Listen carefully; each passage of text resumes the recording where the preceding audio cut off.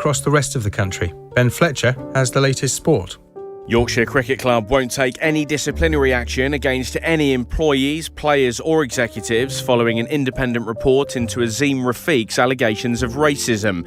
The county have already apologised to their former player and accepted he'd been a victim of racial harassment and bullying in his 2 spells at the club between 2008 and 2018. A spokesperson for Rafiq has called on the board to resign following what they're calling an inconceivable decision.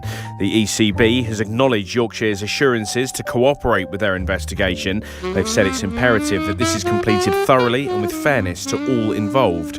At the 2020 World Cup, Australia have beaten Sri Lanka by 7 wickets.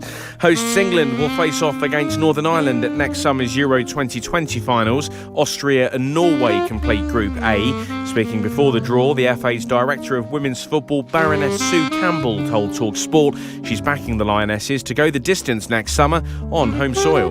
That would be the icing on the cake, but we have to recognise that the quality of women's football across Europe is growing and growing. It's very good. We've got a great coach in Serena. I have no doubts that she's the woman to take us to that victory if we make it. But yes, of course, that would be the icing on the cake for us, because that's what will inspire thousands and thousands of young people to want to play our game. And as well as obviously putting all this in place, we're working really hard at making those opportunities possible for every young girl who wants to play. Barcelona have confirmed their B-team boss, Sergi Barjuan, is in interim charge. Ronald Koeman was sacked after the La Liga defeat to Rayo Vallecano. Former midfielder Xavi is expected to replace him on a permanent basis. And Emma Raducanu's through to the last 8 of the Transylvania Open after a straight-set win over Romania's Anna Bogdan. The US Open champion will face Ukrainian 6th seed Martia Kostyuk tomorrow. Remember, all the Autumn Internationals are exclusively live across the TalkSport network. Coverage kicks off with Scotland versus Tonga, followed by Wales-New Zealand on Saturday over on TalkSport 2. Across the UK, on DAB digital radio, on the free Times Radio app, and via your smart speaker, this is Times Radio. Good evening to you. Kate Borsay here, sitting in for Phil Williams until 10 o'clock. Hope you're well and thank you for joining us this evening. If you're a new listener, If you're a new listener to Times Radio, I hope that hasn't made you switch off already. Welcome along, and plenty coming up for you. We've taken a bit of culture, a bit of music news, but we're also running through some of the breaking stories, some of the latest news lines from the day. And on that note, there has been a breaking line from Facebook. We've been hearing from them today about a rename or a rebrand. Let's go straight to Will Guyatt, tech expert. Evening, Will. Good evening. So breaking, in fact, I have a toddler behind me, so this chat now can go one of two ways, Kate. So let's see where it goes. But in the last 15 minutes, Facebook Inc., that's the parent company that owns Facebook, WhatsApp, Instagram, has announced it's renaming itself Meta. This is all about this thing they've been talking about for the last few weeks, the metaverse. This is the idea of the next generation of the internet, the idea that we're all going to be hanging out together in a digital world, either through virtual reality, through a headset, or augmented reality, which will essentially be a pair of glasses which will overlay computer graphics over your everyday eyesight and vision. Now, there was it was an hour and a half, and it was the worst acting I think I've ever seen. Why acting? They took a leaf out of the Apple press conference, and essentially Mark Zuckerberg, Nick Clegg and various Facebook executives were attempting to make themselves look approachable and human, which is something that don't necessarily always go together with technology executives. But they spent an hour and a half talking purely about the future of the metaverse, the idea that Facebook's investing in all this new exciting technology. They're trying to solve a load of problems in order to bring the next level of the internet in. They avoided all the problems that is currently being faced. Well, there's a huge amount of press about them, of course. Frances Horgan, the whistleblower, revealing all sorts of things about the company, and that's been echoed by some other former employees as well. It's almost like Facebook are trying to own the metaverse, but they haven't branded. I mean, we've basically heard of the metaverse before, haven't we? Well, the challenge of the metaverse is nobody really quite knows what it is yet, because it's so new, but it's the shiny thing that all the big tech companies are saying they want to be part of. But it's almost as though Mark Zuckerberg, and I nearly said Facebook then, but I mean Meta, have read the room, because they're kind of saying, we're going to work with all these other companies, we're going to collaborate. The cynic in me says this is Mark Zuckerberg jangling the car keys and saying, look over here, don't look over there. Almost like he's trying to say to people, this is what the exciting new utopia is going to be like. We're going to be at the forefront of it. But it completely avoids, Kate, all the problems that they're facing, all the issues that we've got with social media. It was completely glossed over. That's not to say there wasn't some exciting technology stuff in there, and it looks like Facebook really has invested in solving some of the problems. For example, how to get a really powerful computer essentially into a pair of glasses. They're tackling all of these problems, inventing all of this technology. But they're not tackling what's going on internally, which is making people really question the type of company they are. And that's the point. And also, if you saw the number of people viewing this live stream, now when Apple do press conferences online, you get hundreds of thousands or millions of people watching them. Depending on who you believe, the number was less than 50,000 watching this. Oh, so even though people thought they might get something from Zuckerberg and Clegg. It was interesting for me as a tech nerd, but it was very much, the best way to describe it is, like I said, looking forward to a future which is a long way away, without acknowledging any of the problems that you currently face, or the fact that all these millions or billions of dollars that you're going to spend on this future could be spent on tackling the problems you currently face. Also, let's bring this right back down to ground. Facebook is more commonly used by the sort of slightly older generation, so kind of 30 plus, 35 plus, than most other social media apps. And Facebook aren't particularly pleased about that. Basically, people have grown up and stuck with Facebook, whereas the younger generations are much more into TikTok, Instagram, etc. Is this Facebook's way of trying to connect with that young audience? And then do they realise at the same time that people like me just cannot get on board with the metaverse? It's just a language I don't understand. I'm not entirely sure I really want to be spending my time with a headset on playing chess with somebody I don't know. That's one of the things that they were showing today. I can see some of the advantages of the metaverse, but like you say, I don't necessarily know if, even as the biggest lover of tech on Times Radio, I don't think I'm going to be spending my time transforming into this world. But it's very interesting how quickly this has developed, Kate, in terms of, we heard rumours a few weeks ago that they might be rebranding and changing their name. But it's almost like this, the cynic in me says this has been sped up in order to deflect from some of the issues that the company is currently facing, some of the real challenges it has. I mean, one example, a couple of weeks ago, they said they were going to hire 10,000 people in the European Union to come and work on the metaverse. If you listen to what Frances Haugen, the whistleblower, is saying, if they hired 10,000 people to moderate Facebook, that actually might start solving some of the problems. So you have to look, obviously companies can't stay static and not move forward, but this is a company that makes billions of dollars of profit every quarter and clearly have the money to invest in all this fantastic new technology, but they don't seem to be tackling the problem at hand and doing what they can to solve the problems, and that's what's going to cause the problem. Absolutely. Meta, the new company, Kate, might have incredible new technology, but all the trust and faith that Facebook may have had in the past may be completely eroded by them. And Facebook should know better than anyone else that it is community that matters. There we go. So Facebook, now Meta. Thanks so much for bringing us that breaking line, slightly bizarre line, but there we go. Will Guy, tech expert. Thanks for joining us on Times Radio. Thank you. Well, they say that all political careers end in failure, but there's one stalwart of the world stage who's ending things on her own terms. It's the end of an era in Germany for Chancellor Angela Merkel. She's preparing to step down after 16 years in charge. Let's put that into perspective, okay? In that time, she's worked with 4 US presidents, 4 French presidents, and 5 British prime ministers. On this programme, we've spoken to our leading expert in all things Merkel, Dr. Mac Kwartrup, Professor of Political Science and International Relations at Coventry University, and also the author of Angela Merkel, Europe's Most Influential Leader. So it seems fitting to give him the final word, or will it be the final word, I suppose, is a good question to ask, on a remarkable political career. Matt, over to you. Part of Angela Merkel's retirement process, she was given her formal dismissal certificate, wasn't she, the other day? So it's all happening. Yes, she is now just a caretaker Chancellor of Germany. though she has been sort of remarkably outspoken in some ways and said things that she previously would probably not necessarily have said.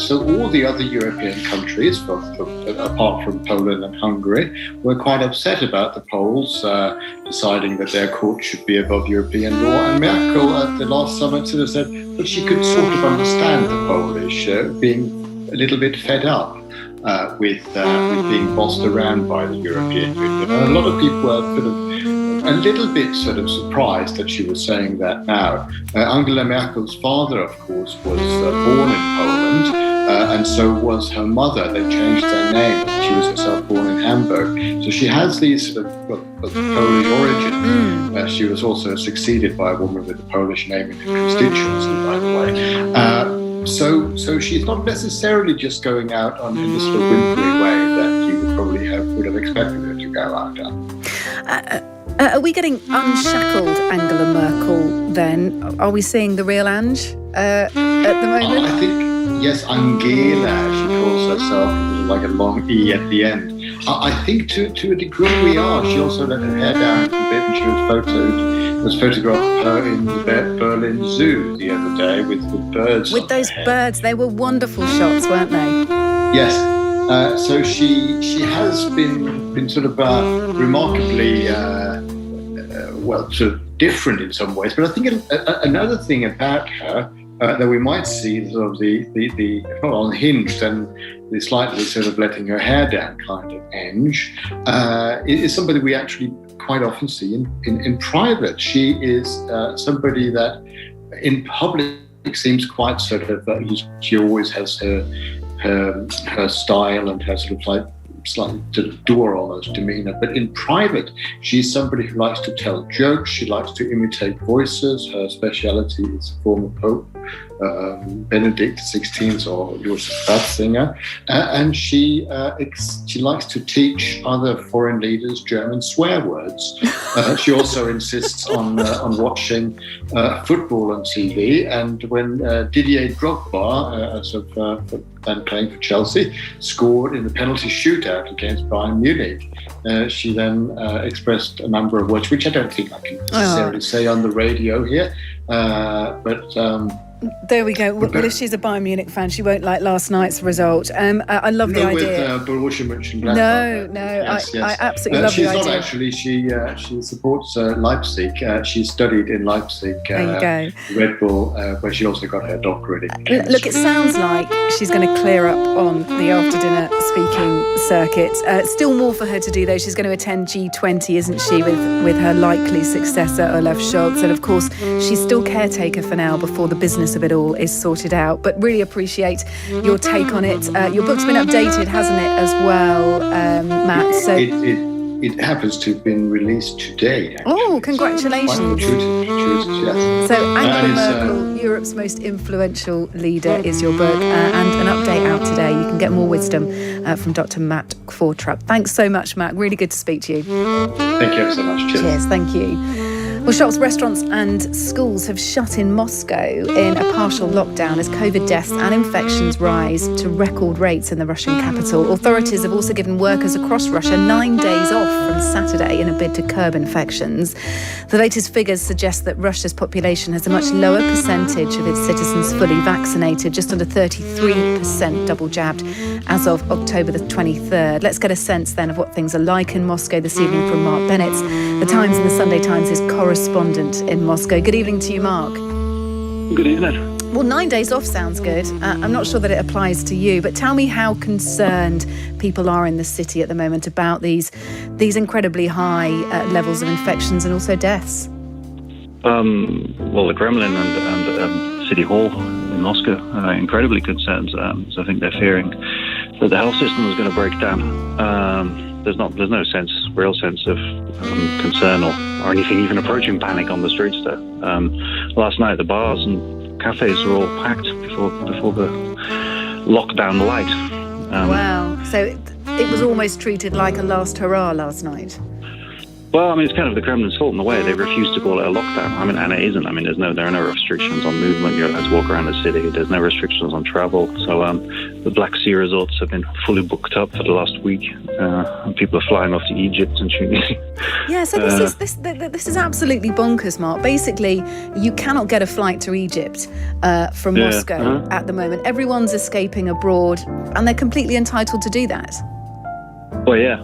As I said, the Kremlin doesn't want to impose a lockdown because it would be very unpopular. And Putin's rating actually went up today, according to an independent poll, which is the only kind of real trusted source of information. So his ratings have gone up, despite record deaths and cases, largely because they've kind of avoided the lockdowns at obviously a massive cost to human life.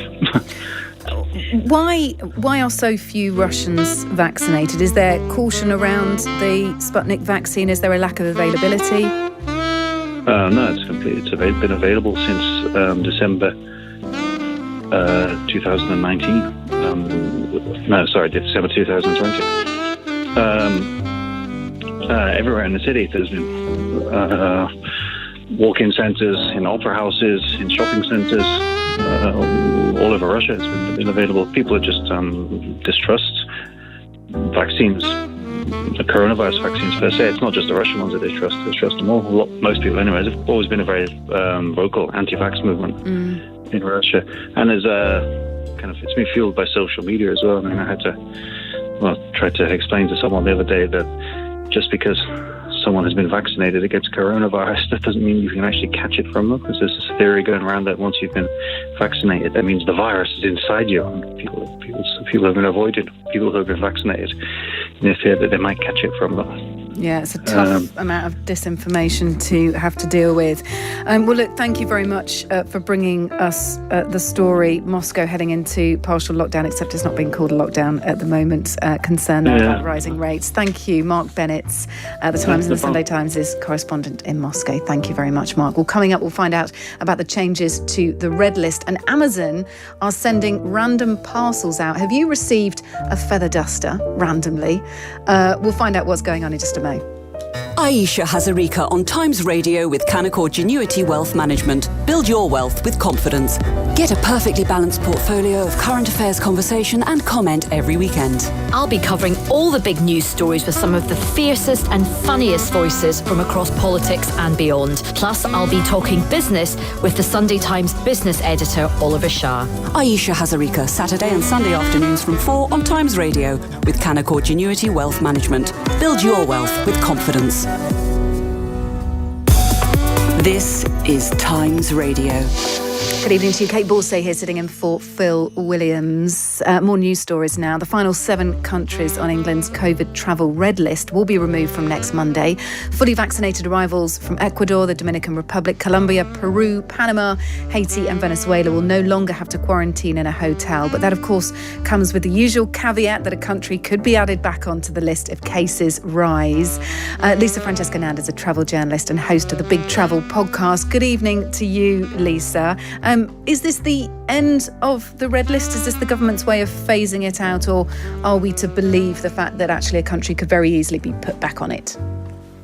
It seems that the red list has currently been suspended. It's still there, lurking in the background, but all countries have now been taken off it. So that's good news for anyone from those countries, particularly the Dominican Republic, which, of course, is quite a popular holiday destination for us. But yeah, it's still lurking there in the background, but it is just one step further in the loosening of restrictions, which is good news, of course, for anyone who wants to travel, whether it's for a holiday or for to see friends and family or for business, of course, as well. So the red list being kept as a precautionary measure, and I gather Grant Shapps said today that he's going to keep some hotel rooms aside as well, if he's able to. Yeah, so it's there in case we get any new variants of concern and they have to suddenly slam the brakes on any particular country. But I mean, hopefully that won't happen. I mean, we just don't know what's going to happen with the virus, do we? I think that's something that's been proven in the last 18 months. But we haven't had a variant of concern coming in the country since May. So it does seem, and the travel industry have been complaining about this for a while now, that the measures could have been lifted sooner to save the summer. We understand why the government need to be cautious. Of course, you don't want new variants spreading around, but there hasn't been any since May. So, hopefully it will continue like that. I think, Lisa, if New Zealand and Australia can scrap the need to quarantine in a hotel, then Britain can certainly follow. Both those countries have been incredibly harsh throughout the whole pandemic. So it basically feels appropriate that we are going to do the same. That's not to say, though, that people can hop on a plane with gay abandon, is it? There are still several checks, several stages to testing if someone wants to go abroad.